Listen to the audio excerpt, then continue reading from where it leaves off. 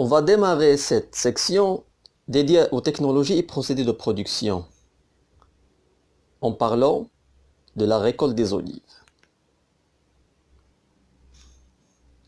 La cueillette à la main convient le mieux pour produire des huiles vierges de qualité, car les huiles cueillies ne sont pas abîmées ou blessées, sauf que c'est relativement coûteux et cher, surtout dans les pays occidentaux où la main-d'œuvre est relativement chère.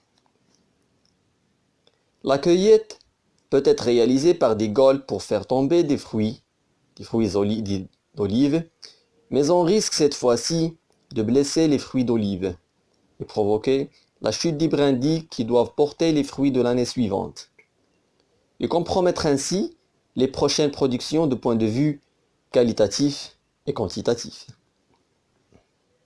en augmentant de l'acidité et en altérant le profil sensoriel de l'huile d'olive qui sera produite par après.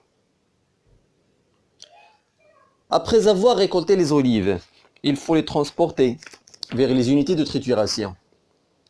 Afin de conserver les propriétés qualitatives des olives, il importe de les acheminer immédiatement vers les unités de trituration, de préférence dans des caisses en plastique à claire-voie qui permet d'une part la circulation de l'air entre les fruits d'olive et d'autre part, ils permettent d'éviter des conditions d'anaérobiose ou d'absence d'oxygène souvent préjudiciables aux fruits d'olive et leur qualité, tout en réduisant le risque de leur entassement. Par contre, le transport des olives dans des sacs en jute reste non commode. Il provoque inévitablement des lésions aux drupes. On rappelle qu'une drupe, c'est un fruit charnu avec un noyau. On parle ici des olives. Surtout si elles sont très mûres et favorisent l'apparition des défauts sensoriels dans l'huile d'olive.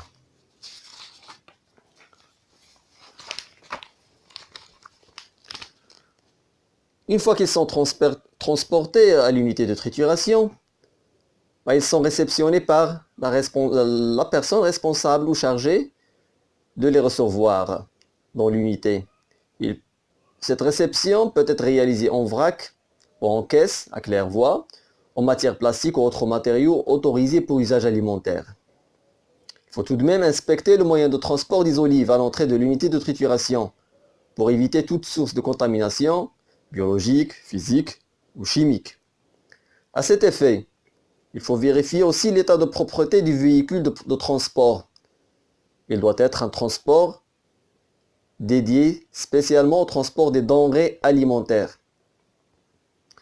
Et surtout lorsque le transport est réalisé en vrac, pour éviter toute contamination par d'autres produits, et plus spécialement les produits chimiques.